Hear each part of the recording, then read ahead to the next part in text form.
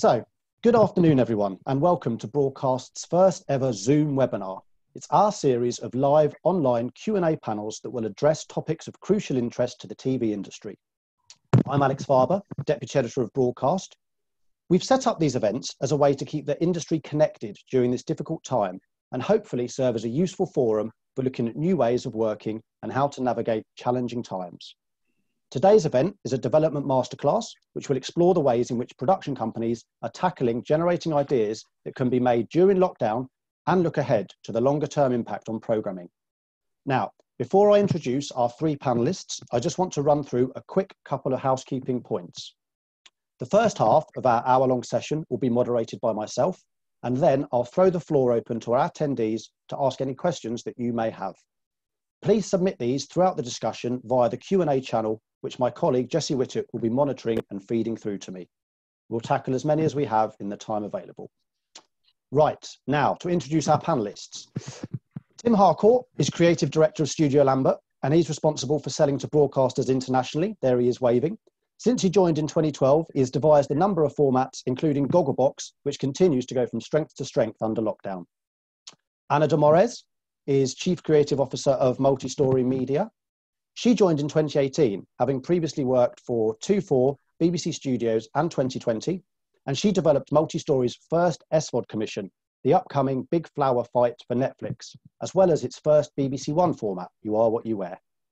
Finally, Charlie Bennett is Director of Development for Talkback. Since he joined in 2016, he's co-created ITV series Harry's Heroes and the forthcoming Alan Carr's Epic Game Show, Netflix's chart-topping reality hit Too Hot to Handle, and John Richardson, Ultimate Warrior for Dave. Before he joined Talkback, he was at Zeppotron for many years, working on Would I Lie to You and developing shows with comedy talent, including Lee Mack, Frankie Boyle, and Charlie Brooker. So, now that's all out of the way, let's get on to the substance of the seminar, of the event. And for my first question, I was going to ask the panelists to cast their mind back 6 weeks or so and talk us through their initial response to lockdown and the way in which they organised their teams and their slate. Tim, I'm going to come for you first. Can you give us some insight around that, please? Sure. Hi, Alex. Thanks very much for having me here. I think the lockdown didn't really come as a big surprise to us. We were working on Celebrity Race Across the World and preparing it. And that's one of the shows I look after. And the production executive, a woman called Kezia Walker, kept on saying to me, this thing called coronavirus is going to be a problem with filming our show. And I kept on saying, no, it's not going to happen. And she was proved right and I was proved wrong. So when it happened, it kind of happened in slow motion, and obviously there was a sort of a bit of a lack of government response initially, without getting political about it, but it kind of felt like the right thing to do might be for some people to work from home, and some people were already asking to work from home at the beginning of March. And the development team actually were the first team that I sort of said, look, you can go home and work from home, because they all had lots of projects they were working on, and it completely made sense. So initially, I sort of said, you guys, sort out what you're doing every morning at 10, and then at 5, let's have an update with me about what's going on. But quickly, I got embroiled into a whole other load of problems, keeping shows that had just started in pre-production on the road, stopping shows like Celebrity Race Across the World, and just working out what was actually happening with our productions. So I had to really let development get on with it for the first 2 or 3 weeks. They had enough things. They were very task focused, and they were all communicating brilliantly. So initially, before we got into a world where we needed to start generating more ideas, it actually suited the way that they worked. Would you agree with that, guys? Were your teams your development team specifically, relatively unaffected in initial stages, and were able to flip to working from home conditions relatively seamlessly, or did you have different experiences? Yeah. Oh, go on. Sorry, Charlie, you go. Sorry. I was going to say, like, our company, because it's like, an international conglomerate, they'd already done similar things in other countries, so they did a day like before the whole company went into lockdown. They did a sort of practice day. So we all started working from home. We all got on Teams. It was a bit of a nightmare, but then like the following day went in sort of talked about how it had gone, how to improve it, and then went back in for a normal day the next day. And then the following week, everyone was working from home, the whole company. And then I think we went into lockdown as a nation. I think maybe the week after or 2 weeks after or something. But it was really good having that start, that little head start helped a lot, I think. And Anna, you were saying? No, I think with us, we kind of delayed it as much as we could. I think I was certainly in denial, and I was, I think, a bit like Tim, going, nah, this is all right, it's just flu, it will be all right, what's the big fuss about? And then we had a practice day, everyone working from home, and we never came back from it, because that was the day before the sort of official guideline came into force of for people to work from home. So that was it. So it didn't take us by surprise, because we could see it coming, but it was more in slow motion. And then when it hit, I think the advantage we had was that we didn't have that many shows that we had to stop production. So all our current affairs output just carried on, and in fact just ramped up, things like Martin Lewis and Tonight and Peston. But then I've been sucked much more into development, because I wasn't on any shows in production, and so I've been quite hands-on. But I think it's been quite surprising how quickly everyone has adapted, and it's now feels normal. Well, let's move on to that getting sucked into development, because I'm keen to keep to the theme. I appreciate you guys have wider responsibilities across the company, but obviously, it felt as if there was a window of opportunity really that opened up in the very short term once the implications of lockdown really started to become felt, and we started to see shows go on hiatus and gaps open up in the schedule as live sport dropped out, etc. How did you go about tackling this from a development point of view? Anna, you referenced your Martin Lewis specials and Peston. I know you've had a couple of commissions wedding in lockdown, and talk to me through your kind of the way in which you adjusted. So we did a couple of things. The first thing was to look at our current shows, what we had in production, and how we could adapt and maybe offer more of, like current affairs, and then look at archive or just past shows, past brands that we had from when we were Shiver, and was there anything that made sense to bring back and repackage? So we have a couple of those in production at the moment. And then we did a push for about 2 weeks of new ideas, mainly things that we could make under lockdown sort of circumstances, minimum crew in people's houses, or heavily archive based. Then out of those, we got the Channel 4 wedding lockdown commissioned. So that was definitely a scramble, and it felt like there was a lot of appetite, and it was definitely worth doing. And Tim, you got a show away, Celebrity Watch Party with Fox, I believe. Yeah, and so we did get Celebrity Watch Party. So I mean, we were obviously the team who makes Gogglebox had learned quite a lot about how to make a show in lockdown, and we was already in the stages of pitching Gogglebox in the States, and we were in talks with several broadcasters, and that sort of accelerated massively in the development team, because the development team in the UK is the same as the one in the US. We all work together as sort of one unit with Jack, who runs our office out there. They were able to actually throw themselves into developing, what is now called Celebrity Watch Party on Fox, which starts tonight. But so they got sucked into that. And also with those sort of short-term opportunities that came about, Niall O'Driscoll is our head of development. I sort of sat down with him, and we decided consciously not to play for any of that. We were already remotely editing on Race Across the World, and it's very, very slow. I mean, the avids are plugged into the computers at home with editors are plugged into the avids, and the speed, I reckon, is 50 to 60% of the normal speed. So I was worried about being able to turn around quality products. And also personally, the development team and myself, we all sort of, our instincts were that we didn't particularly want to watch shows that were sort of made a bit more homespun and made in lockdown necessarily. And so our instincts were that this might be a sort of a thing that went away and was a very short-term sort of plug to fill from the broadcasters. I mean, Anna, clearly you've made some good gains and some good wins as a result. I mean, it's a slightly different decision that you guys came to. It was, but I think, we kind of decided, let's do this for 2 weeks, and then that's it. And we kind of said, let's not spend more than sort of say 30% of our efforts into this kind of fast turnaround opportunity. It did pay off. I think Wedding Lockdown is a sort of, it's a great show that, hard to make, but it's being made at the moment, and it has a lot of challenges. But I think because we were making a lot of current affairs shows, and we were constantly learning how to do it, and we have the capacity, and we have a production team that can turn their hand to do something in lockdown. So it wasn't like starting from scratch in a way. Yeah. But I agree with Tim that I think, and there was a sort of spike of interest in those types of shows, but very quickly I think the broadcasters realized that actually how many shows in people's homes do we want, and the situation is changing so quickly that there's a real danger of shooting a lot of things in people's houses now, and by the time they TX, things might have changed, and it might not be relevant anymore. Yeah, I mean, it definitely feels that there has been a turning of the tide, if you will, or a pushback from the broadcasters in terms of wanting to go too far down that lockdown route. So let's move it on, and Charlie, I'll come to you, because looking further ahead, to the extent to which that is possible, in the medium term, how are you weighing up what it is that audiences are going to want to watch in the next 6 to 12 months?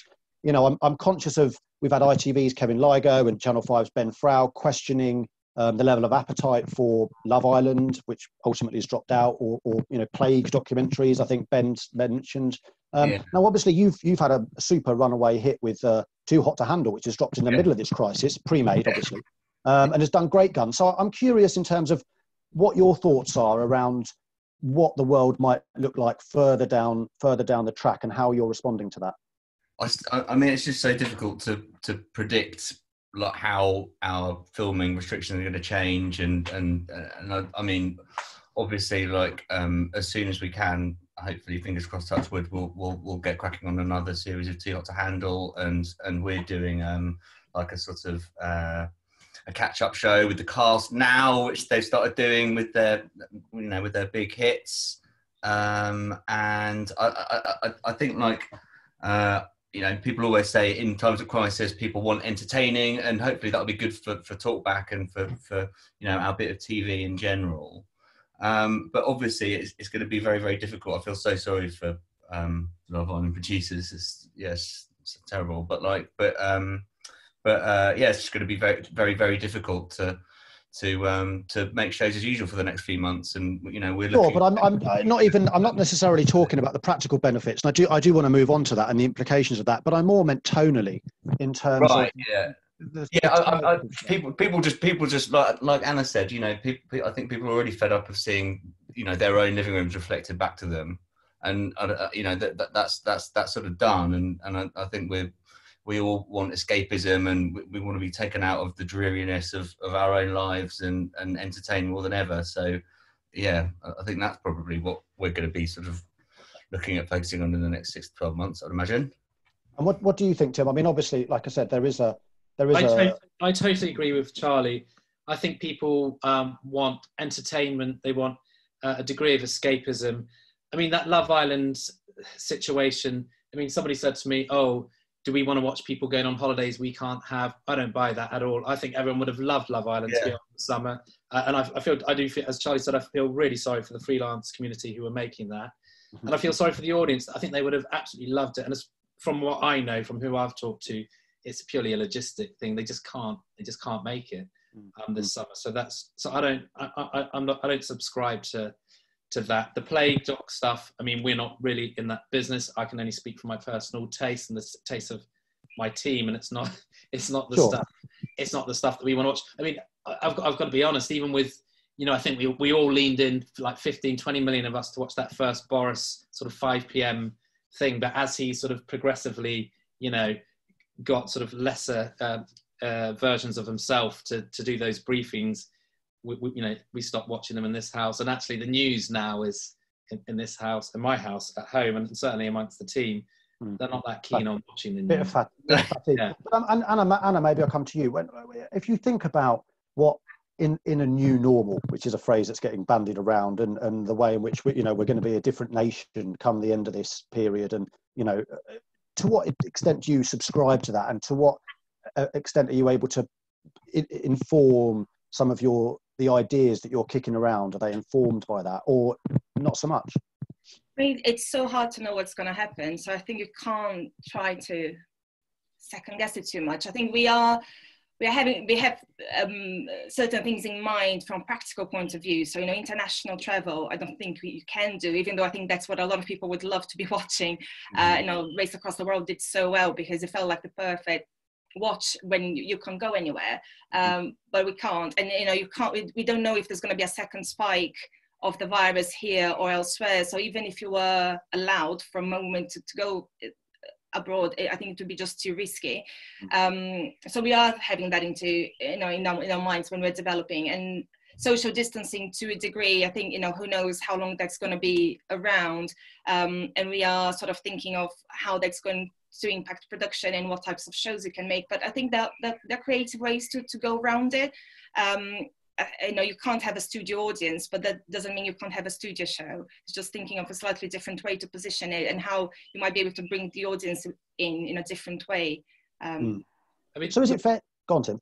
I was just going to say, the one thing that I wish we developed and wish we made, and I know that I crave, and I mean, Charlie, I know you made Harry's Heroes, which I loved, but the thing I've craved is sport, and I found myself devouring the Last Dance Chicago Bulls thing, this thing on Amazon, The Test, about Justin Langer's cricket team. Like I kind of feel like sport audiences coming back to sport, that's quite a way off. Like, it would be a great time to be developing like sport archive documentaries, because when I switch on a platform, that's what I want to watch first time, always. Yeah. Sorry. No, go ahead, Charlie. No, it's fine. Carry on.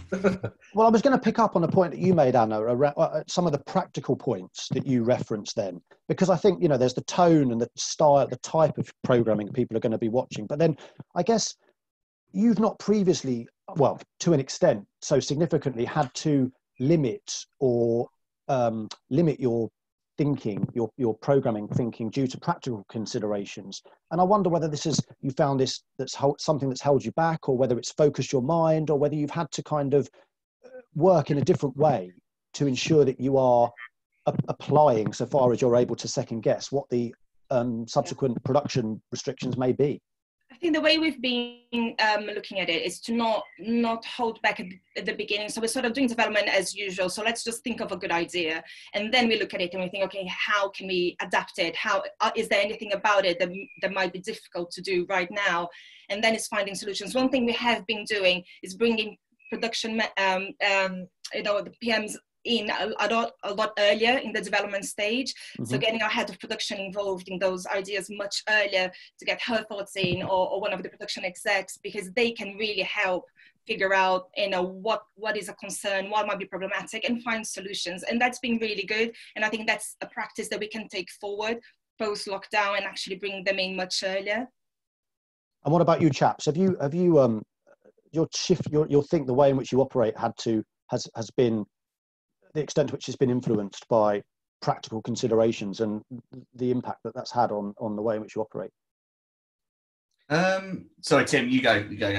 I was going to say my team is a brilliant independent self-starting team, and like the practicalities of working through Zoom and sort of independently of each other haven't affected us at all.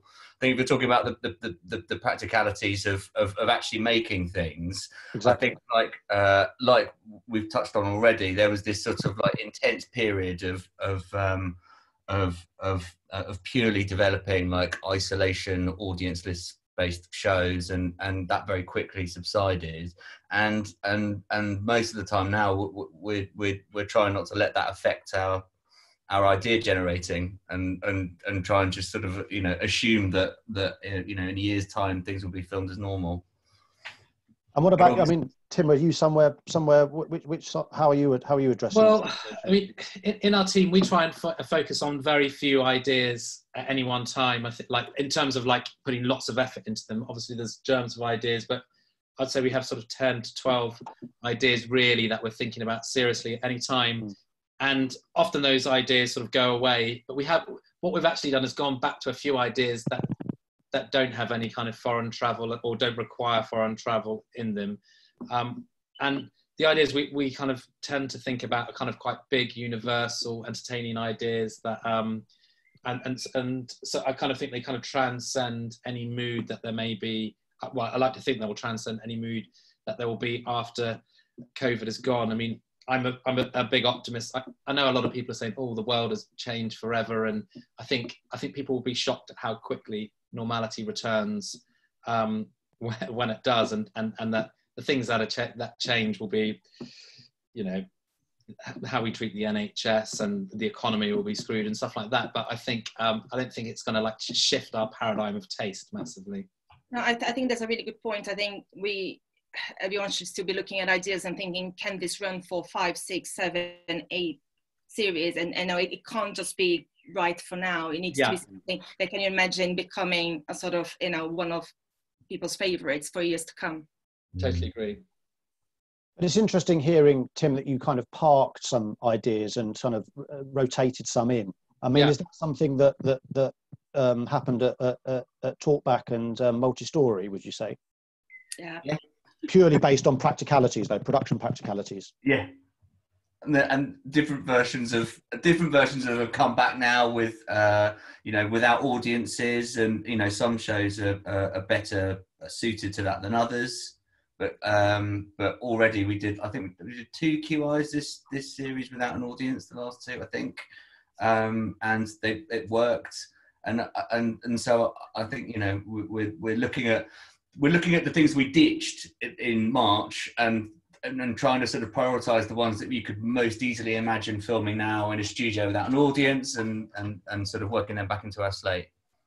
I think there's also themes that maybe 1-2 years ago didn't feel very relevant or didn't feel off the moment, and all of a sudden they feel a little bit more pertinent. And I think there has been a little bit of a shift in just because people are at home and maybe they are, you know, doing a bit more of DIY, or they are cooking more, or I don't know, they're sort of missing their grandparents. And I think that themes there that all of a sudden might become more of the moment, and that it's just timing, isn't it? I think with development and pitching, a lot of it is about timing, and you know, a lot of us have had the same ideas, and it's about pitching to the right person at the right time. So I think it's about looking back at your pipeline and going, oh, you know what, this one now all of a sudden feels like it makes sense.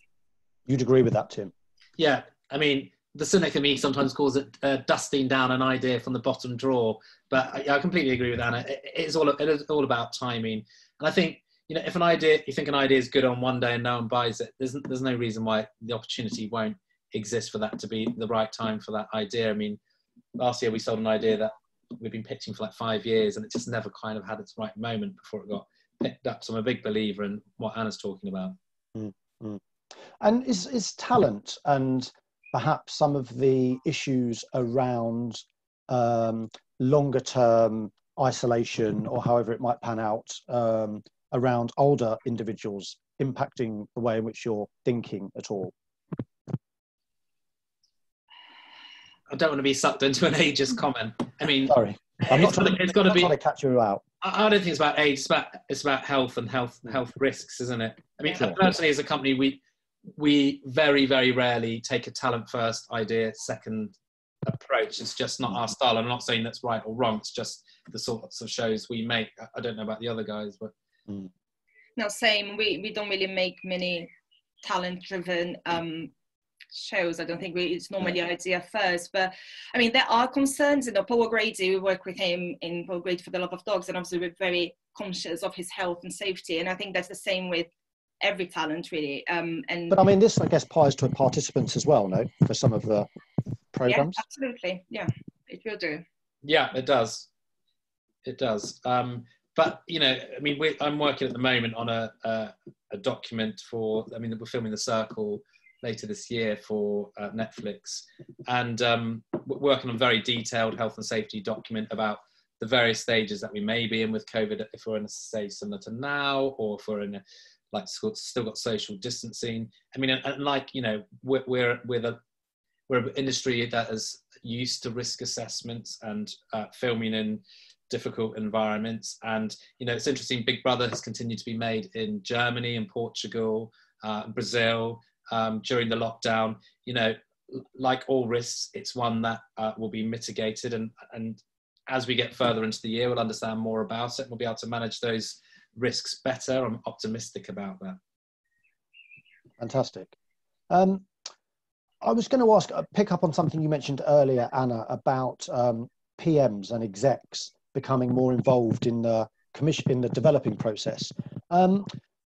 As production slows, to what extent are individuals from across the business, potentially MDs or department heads or whoever it might be, wanting to contribute or becoming involved in the development process? Is that something that you've witnessed at all? I mean, we are still incredibly busy. I think because of our current affairs output, a lot of our execs are still busy running the shows, and Tim, our CEO, is still very busy as well. But what we've done is that we have a daily development catch up at 10 a.m. every day, where all the senior team is invited, and people have been coming to it, and I think it's that joined up, you know, when you're in an office, and I think, you know, our development team sits right in the center of our office, and everyone's kind of aware, and you kind of overhear things, so it's much easier for people to be aware of what's going on.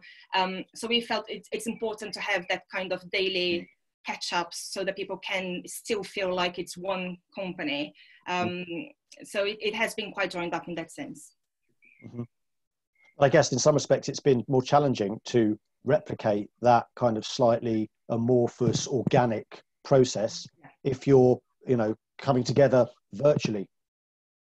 Yeah, it is a bit. I think it's important to sort of do that sort of daily Zoom, so because I think it's otherwise it's very easy for people not to feel like they're in the loop. And you know, from a mental health point of view, if you're sitting at home on your own and then things are happening and you don't know, I think it's demoralizing, isn't it? And I think for development teams in particular, it's such a relentless job, and you work so much, and then you might have put lots of work into something that then got rejected 3 days ago and you didn't hear about it. And it's just kind of, you know, I think you just need to make sure everyone is involved and everyone knows what's going on. And the other thing I've noticed is I think working from home has a real risk of people working more than normal, because you wake up, check your phone, and then if you're not careful, you'll be working from, you know, 7 a.m. if you're like me and you have kids that wake you up at ungodly hours, all the way to the time you go to bed, and that can be so unhealthy. So I think sort of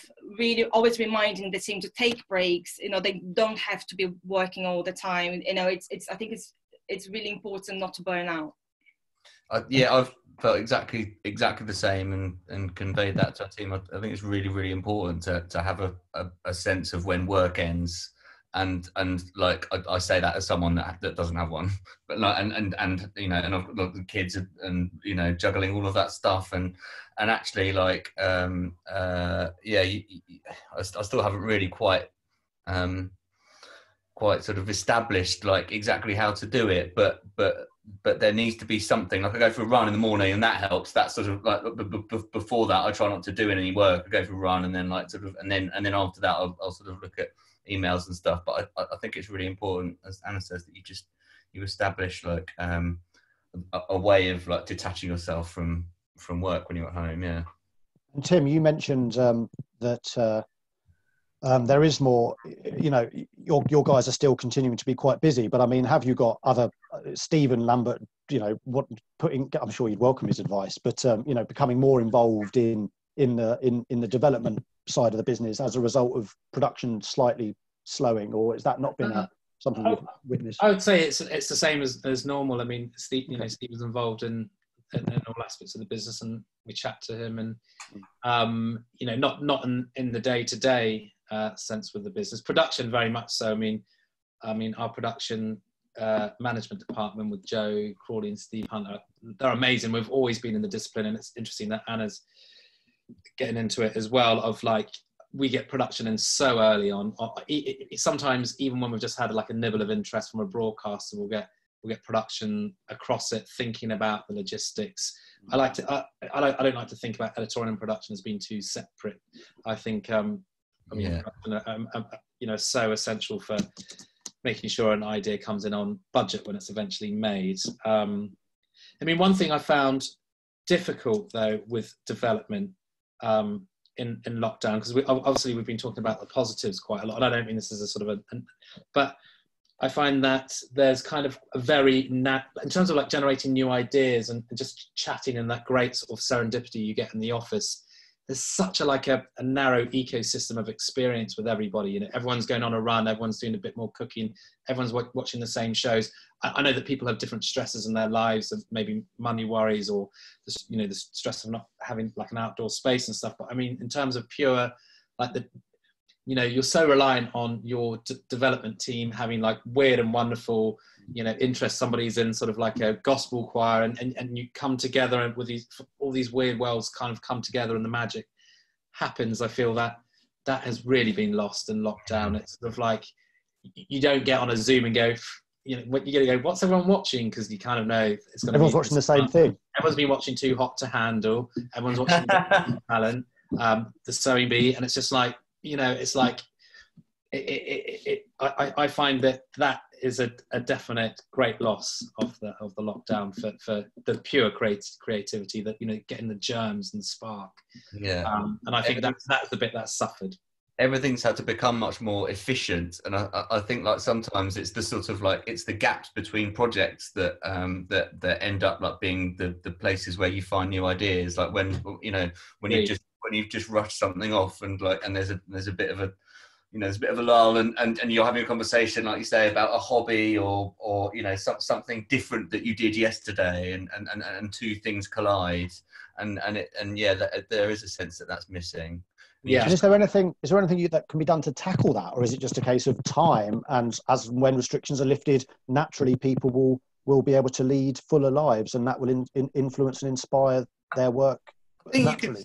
I think you can still have we still make sure that we have a catch up every morning. Me and the senior team have a catch up first, and then the development team and I have a catch up afterwards, and we make sure that that we talk about what we watched, what we've been up to, and although as Tim says, those things have sort of suddenly just become the same for everyone. I think ideas have come out of that, and gradually, if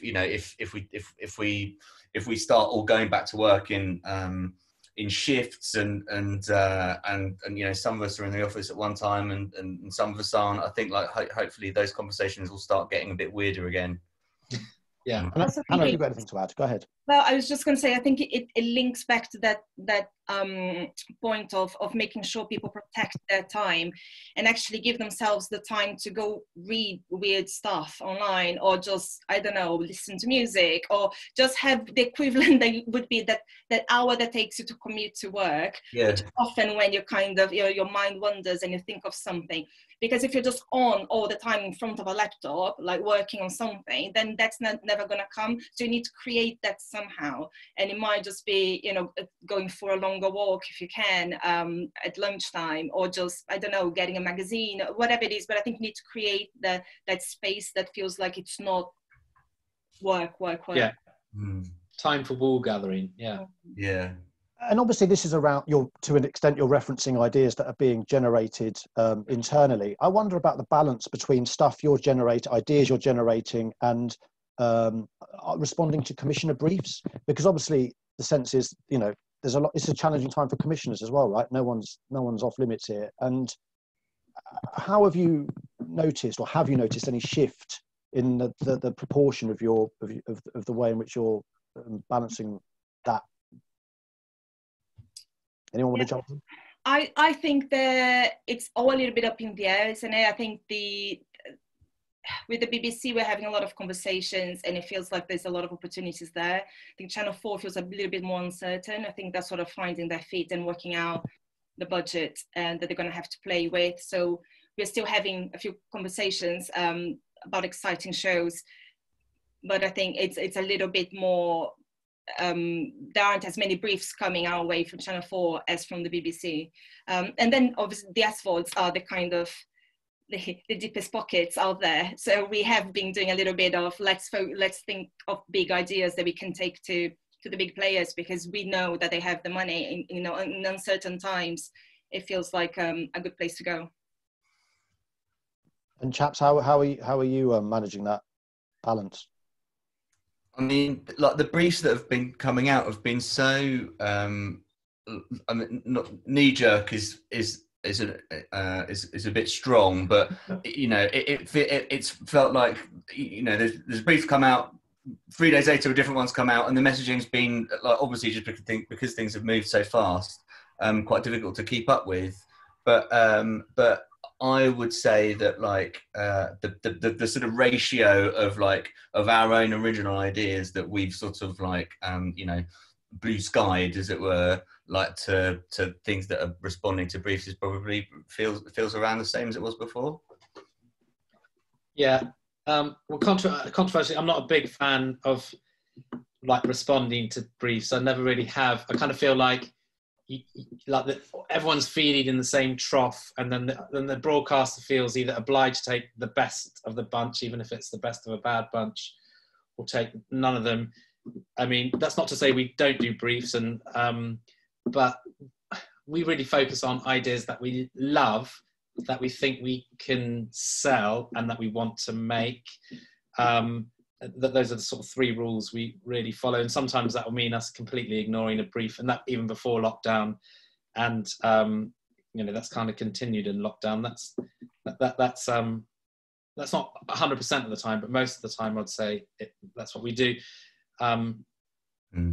Yeah, I think that's the sort of best way to go about it, really. What the best position, I think, is when you receive a brief that actually one of the ideas that you love and you have been working on. Yeah. And that's when you go, I have the right thing for you. Because I think you're right. When you set out to develop something to specific call out, and you know that call out has gone out to another 10 indies, and it just feels a little bit so destroying, and the chances of getting anywhere, it's a lot of work required for very, you know, small chances of success. Yeah, and even if, just to build on that, Anna, it's so if you develop a show, you know, celebrity whale hunting or whatever, because you've been asked for a celebrity brief and you don't sell it, then you're kind of like, well, I can't really take that idea elsewhere, because they're already doing, you know, celebrity ocean conservation elsewhere. So it kind of limits your options. And I know that you guys make similar shows that probably could fit in different guises on multiple platforms and with multiple broadcasters, and so it's sometimes not that helpful to think like that. Yeah, I agree. I think the best ideas can always go to more than one buyer. I think there'll be versions of it. If it's a really good idea, everyone should want it, even if it's in slightly different shape. Yeah. Okay. I think in entertainment sometimes like a brief. Like, for example, Too Hot to Handle was a response to a brief for they wanted a reality show, and I think as long as the parameters of the brief are wide enough, then, you know, that's a useful starting point. But yeah, I think quite often briefs are you just end up like with 100 companies submitting the same 100 ideas, and it's not worth doing. It's worth looking, you know, to go somewhere else in the field and go picking over there. Lovely. Okay. Thank you, chaps. Guys, I'm going to go to some of the questions now. We've had quite a lot in, I'm pleased to say, from our panellists and from our attendees, and by all means do keep them coming in. First question, it kind of leads on to an extent from the briefs point. Has anyone on the panel had a commission via a Zoom pitch? You don't have to disclose anything sensitive. I'm not looking for... I would never pitch on Zoom. No way. You just can't... You know what? I thought you couldn't, but you can. Turns out it's all right. Have you sold a show over Zoom? Well, we've haven't had a commission yet, but we have had very successful conversations. I went to my first pitch meeting on Zoom thinking this is going to be a total waste of time. And what has been really transformation actually is for our Manchester office, because before this they had to get on a train, you know, pay £150 to come down to London for a 1-hour meeting, which was often a waste of time. And now it turns out that everyone realizes now they don't have to, that they can have those conversations like this. And I hope that will continue after lockdown, because I think for, regional indies, it's really hard to get access to commissioning actors when it doesn't have to be. I think what this has shown is that you can have like a half hour meeting that's really effective, actually, and you can have more ongoing conversations. Conversations, definitely, yeah. You're not convinced by so Lockdown Wedding was pitched via Zoom. There you go. That was a commission. But Tim, you're not convinced, Tim. Why not? I think when somebody first hears an idea, it's like it should be I think it's a conversation, and you want to build a mood and a feel. And I'm not convinced you can do that over Zoom. But Anna's absolutely right that I think after that initial pitch where someone's like, "Oh, that sounds interesting," I think you can totally build on it through Zoom or other video conferencing services are available. But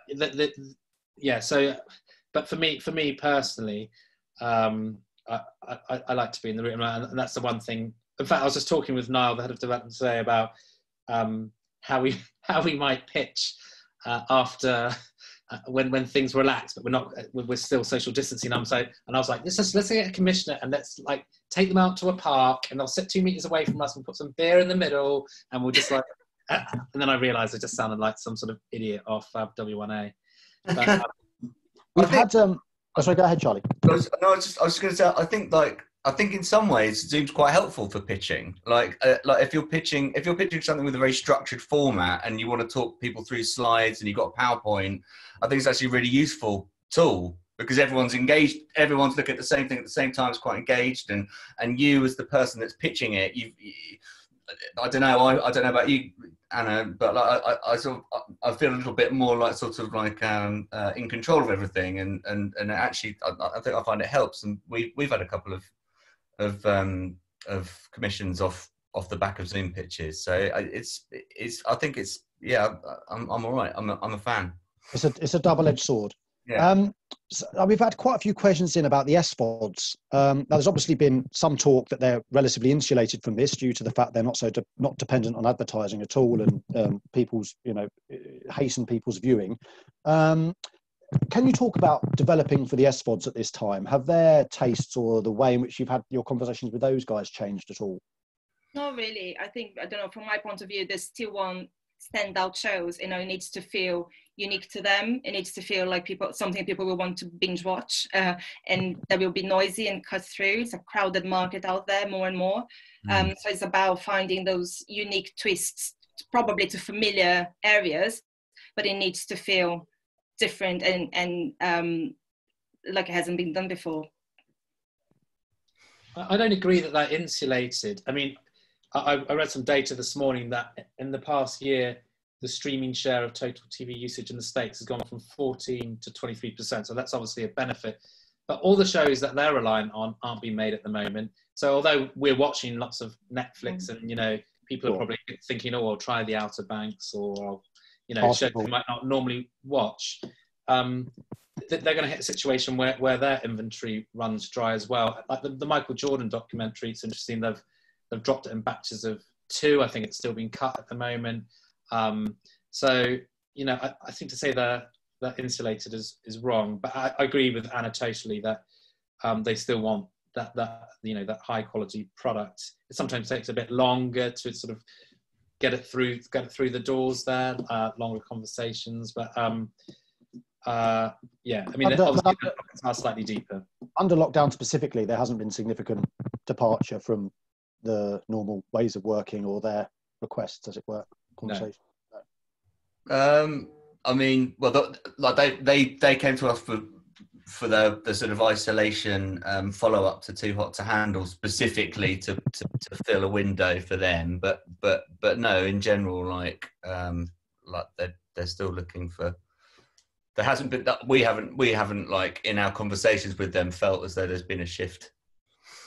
And I'm going to wrap 2 questions into one, if that's okay. So someone's asking about whether this experience might change the shape of your development teams in the future in terms of the way in which your team is located, potentially around the world. And at the same time, what's lost in the development process, whether it's the materials you use, such as whiteboards or drawing or whatever it might be. Can you talk a bit about the kind of practicalities, the physical, logistical practicalities of the process, and how they might adapt or evolve? I mean, I hope we get back into a place where we can all be in the same room as fast as possible. That's it, really. I think it's really important, and I've much as like we've adapted really well to the situation. I can't wait to get back in like a normal. But do you think there'll be things to come out of this, Charlie, that you'll do differently? Do you think there'll be things that come out of this, or are you just going to go back to the way it were? Are there any learnings? I mean, I hope we go back to the way it was before as quickly as possible, because it's worked very well for us. But I think I mean, I don't know. Like maybe I think maybe like individual members of the team feel a bit more independent in a good way and more empowered and sort of autonomous. And I think that's a really good thing. But like, there's no replacement for just sort of face-to-face conversation when it comes to coming up with new stuff. Yeah, I think brainstorming on Zoom is quite challenging. I think I think the way it has worked better for us is when people prepare ideas before and we share those top lines, and everyone can have, I think, beforehand, and then you're coming to just discuss rather than actually brainstorming in the room, because you don't have that energy of being in the same place or doing games or whatever it is. So it has become a slightly different process, I think. And it's still working, but it's different. And I think we're trying sort of different shapes, and sometimes having more people, sometimes having less, because I think it's too many people on a hangout. It's hard to be heard, and I think it's easier for people to sort of, I don't know, not say what they're thinking, and you're not in the room and you can't kind of see their eyes quite as well. So I think it's worth doing sort of smaller conversations as well. But the sort of cross-site thing has worked well for us in terms of our development team is split between Manchester and London, and that conversation has worked well, and I think we can do more of it. We already did the occasional sort of video conference brainstorm, but I think we can do more going forward. And Tim, obviously you've got Studio Lambert, I want to say Leeds, but maybe it's Manchester. It's Studio Lambert North, but the office is in Manchester. I beg your pardon. I mean, again, do you recognise what Anna's talking about there in terms of involving that office more centrally? Yeah, I mean, we're already pretty involved and with them, and video conferencing with Manchester and our LA office, which works completely sort of in unison with us. We were kind of quite well versed in that. In fact, it was through working with Netflix that we really became sort of Google Hangout type people. They were when we sort of first started working for them a couple of years ago, that we'd do meetings with them on Google Hangout, and it was like, whoa, this is weird, and now it's become a reality. Yeah. I mean, I completely agree with both what Anna and Charlie are saying about ways of working. I mean, the element of trust has definitely increased. I mean, I'd always trusted the team, but even more so now to just go away and do stuff. But when creativity is involved, and especially really thinking through ideas and all the permutations of ideas, nothing beats being together in a room with that energy, that creative energy. We've had a couple of questions about preferred suppliers as a result of the situation, and whether you guys, who are all very, well-established, reputable companies, stand to not to do better out of this, but whether there'll be a flight to what broadcasters know, or do you think the playing field's been opened up as a result of some of the barriers lowering, such as you mentioned, Anna, in terms of easier to get a meeting for some of the guys? Have you got any sense of the extent to which broadcasters will retreat to familiar territory? No, I think it's hard to tell. I think, if you are in production at the moment in difficult circumstances, and you can prove that you can do it, that's an advantage. But I think apart on a sort of new ideas side, it's as it always was. And I hope commissioning editors are taking advantage of the fact that they can have these conversations, you know, perhaps more easily. And I get the feeling that it's less taxing to do sort of a call that you can cut short if need be, or, you know, just have a sort of a quicker conversation. Rather, I think when you go into the office and then it's an hour meeting, maybe it feels like a sort of a bigger undertaking. So hopefully they're having more conversations with more people, but I can't speak for them.